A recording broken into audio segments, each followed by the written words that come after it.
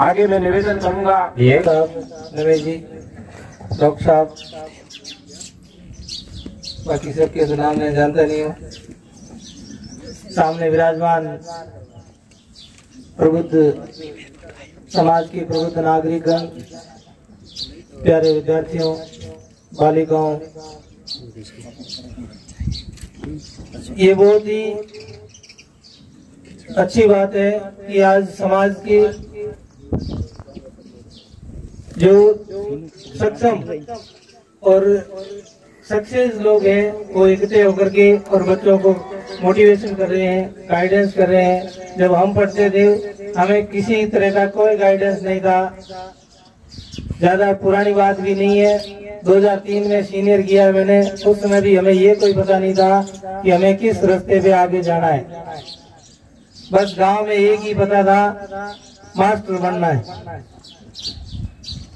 School 12वीं की STC करो या फिर बीए करके बीएड करो और उसके बाद में 2008 के अंदर में जब कांस्टेबल बना था तब मुझे पता चला था कि नीट का, उस समय नीट नहीं होती थी, AIPMT होती थी। PMT बोलते हैं या AIPMT बोलते थे। डॉक्टर के लिए ये होती है, इंजीनियरिंग के लिए ये होती है। ये चीजें जब मैं ग्रेजुएशन कर चुका था और जब मैं पुलिस में भर्ती हो गया था उस समय मुझे ये पता चला था कि भाई किस प्रकार से ये होती है। मैं मेरा बताऊं, बाकी तो मुझे मोटिवेशन अब पुलिस विभाग के बारे में बताऊंगा, लेकिन मैं जब सीनियर किया उस समय मुझे ये कोई पता नहीं थी। मेरे दोस्तों ने मिलकर के कहा कि यार पुलिस का फॉर्म भर देते हैं और एक बार ट्राई करते हैं क्या होता है। पहली ट्राई में मैं जालोर से फिजिकल तक पहुंचा था। 2007 के अंदर मैंने फिजिकल दिया, रिटर्न पहली बार में पास हो गया। फिजिकल दिया, फिजिकल के अंदर उस समय बॉल फेंकनी होती थी, बॉल में मैं पीछे रह गया। पहले तो ये नहीं था कि हम पुलिस में भर्ती भी हो सकते हैं, लेकिन वहां तक पहुंचने के बाद मेरे मन में यह हुआ कि यार मैं यहाँ तक पहुंचा हूँ और यहाँ जाकर के रुक गया हूँ तो मुझे आगे भी मेहनत करनी चाहिए। नेक्स्ट एग्जाम हुआ 2007 के अंदर, नवंबर में एग्जाम हुआ और मैं दिसंबर में कांस्टेबल के पद पर जोधपुर कमिश्नरेट से सिलेक्ट हो गया था। वहां जाने के बाद मुझे ये पता चला था कि वहां के लोगों से संपर्क में हुआ। उस समय हमारे साथ में जो सिपाही थे उनमें से 3 का RAS के अंदर इंटरव्यू कॉल हो रखा था 2008 के RAS में। तब हमने भी सोचा कि यार जिस प्रकार से ये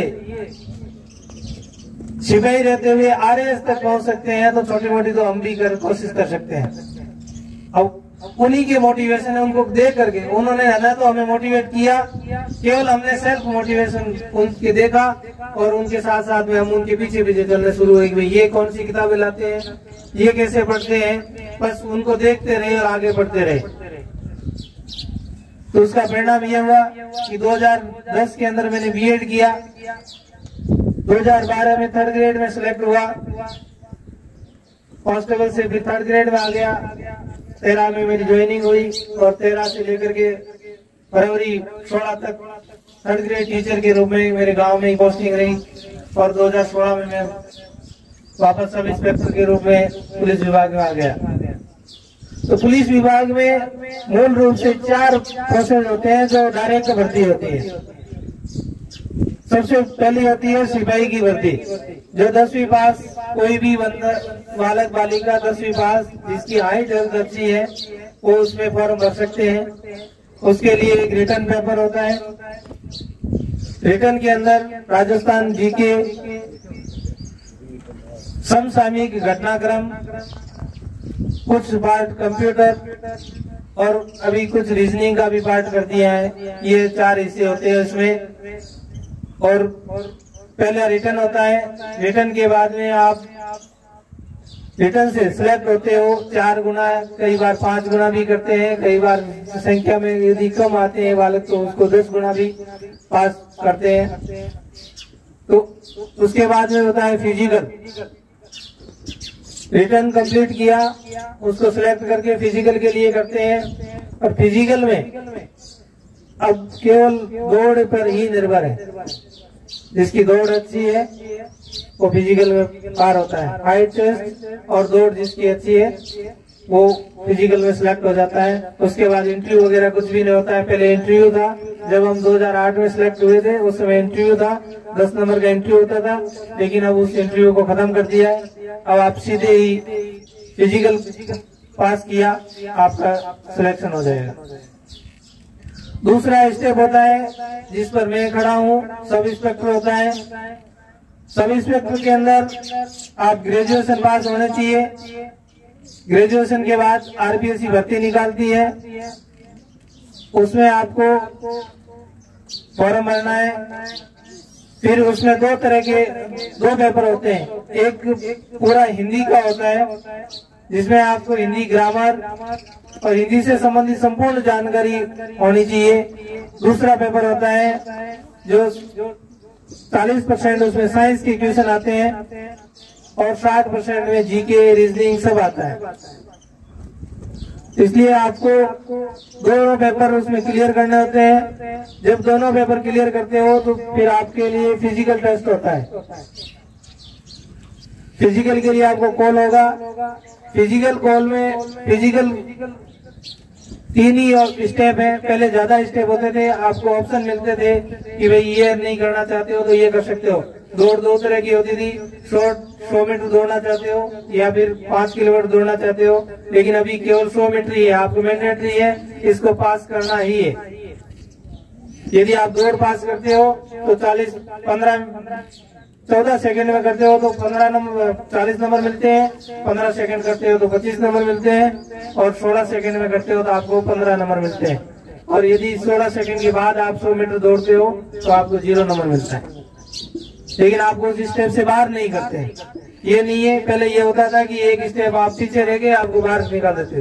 अब बाहर नहीं निकालते, एक स्टेप में नहीं हुआ, दूसरा आपको करवाएंगे। यदि दूसरे और तीसरे 2 स्टेप में, जैसे लॉन्ग जंप में यदि आप पूरे में से पूरे नंबर लाते हैं और चिनअप में पूरे में से पूरे नंबर लाते हैं तो आपका हो सकता है रिटर्न प्लस फिजिकल दोनों मिलाकर के आप एक इंटरव्यू कॉल होगा।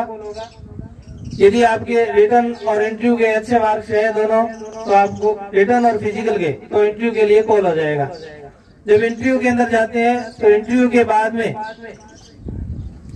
रिटर्न और इंटरव्यू दोनों के मिलाकर के फाइनल मेरिट होती है। फिजिकल को वहां से निकाल दिया जाता है। फिजिकल का केवल उपयोग है इंटरव्यू के लिए क्वालिफाई करने के लिए। इंटरव्यू के अंदर आपको बिल्कुल भी किसी तरह की घबराने की जरूरत नहीं है। मैं उस समय कांस्टेबल था, जब इंटरव्यू देने के लिए गया था, सामने आईएएस अधिकारी, आईपीएस अधिकारी बैठते हैं, क्योंकि पुलिस विभाग से एक अधिकारी सब इंस्पेक्टर की इंटरव्यू होता है तो पुलिस विभाग से कम आईजी रैंक का अधिकारी बैठता है। आपको वहां जाकर के केवल यही इंटरेक्शन होता है कि मैं जब तैयारी करके गया था कि मैं पुलिस में हूँ और मैं मेरे विभाग से संबंधित तैयारी करके जाऊँ, मुझे प्रश्न पूछे जाएंगे। मुझे एक भी प्रश्न विभाग से संबंधित नहीं पूछे गए। ये पूछे गए, कंडीशनें दे दी आपको कि आप यदि सांचौर से हैं तो आपके क्षेत्र में ये अफीम और डोडा ये ज्यादा क्यों उपयोग होता है, अफीम डोडा की ज्यादा सप्लाई होती है तो आप इसके क्या कैसे रोकथाम करते हैं, आपके क्षेत्र में कौन लोग ज्यादा रहते हैं, मतलब आपके परिवेश से संबंधित आपको क्वेश्चन पूछे जाएंगे। कोई जरूरी नहीं है कि आपको एकेडमिक क्वेश्चन ही पूछे, तो आपके डिग्री से संबंधित पूछे या आपके विषय कौन से सब्जेक्ट है सब्जेक्ट के संबंधित पूछे। ऐसा कुछ भी नहीं होता है कि इंटरव्यू के अंदर हमें ये पूछेंगे कि हमें इंग्लिश में पूछेंगे, हिंदी में पूछेंगे, वो कुछ भी नहीं होता है। तो इंटरव्यू के बाद में रिटर्न और इंटरव्यू के अंक मिले करके फाइनल मेरिट होती है। उसमें उसके बाद में आपका मेडिकल होता है और मेडिकल में भी आप यदि अनफिट है तो आपको बाहर निकाल दिया जाता है। लेकिन केवल कलर ब्लाइंड होता है उसको ही बाहर निकालते हैं, बाकी के लिए ऑप्शन देते हैं कि आप इलाज करवा करके आ सकते हैं। मेरा भी उसमें मैं इंटरव्यू में फेल हुआ था, मेरे पैर में प्रॉब्लम थी, मुझे डॉक्टर ने दिया था कि आपकी वेरिकोज वेन्स है। जो डॉक्टर आप जानते हैं वेरिकोज वेन्स क्या होती है। उसमें मेरे को 6 महीने का टाइम दिया कि आप इलाज करवा के आ सकते हैं। मैं टीचर था, परिवार में ये कहा कि आप पुलिस से आए और वापस पुलिस में जाने की जरूरत नहीं है, अपने को ऑपरेशन करवाना ही नहीं है। गांव में यही होता है कि तुरंत पुलिस में क्यों भेजा है, जब मास्टर बना हुआ है तो फिर पुलिस में घर छोड़ करके दूर क्यों जाएगा। इसलिए घर वालों ने मना किया, फिर भी मैं जबरदस्ती 1 साल बाद घर वालों को ये कह के मनाया कि मेरे पैर में प्रॉब्लम हो रही है, मुझे ऑपरेशन करवाना ही पड़ेगा। झूठ बोल करके उनसे मैंने पैर का ऑपरेशन करवाया। ऑपरेशन करवा करके और दोबारा अप्लाई किया कि मैं ऑपरेशन करवा लिया है और मैं अभी दोबारा मेडिकल देने के लिए तैयार हूँ।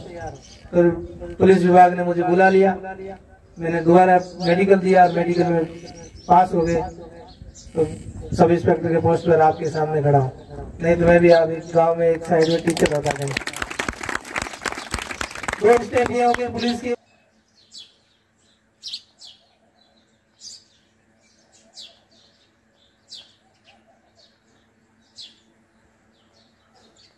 मास्टर राजेश।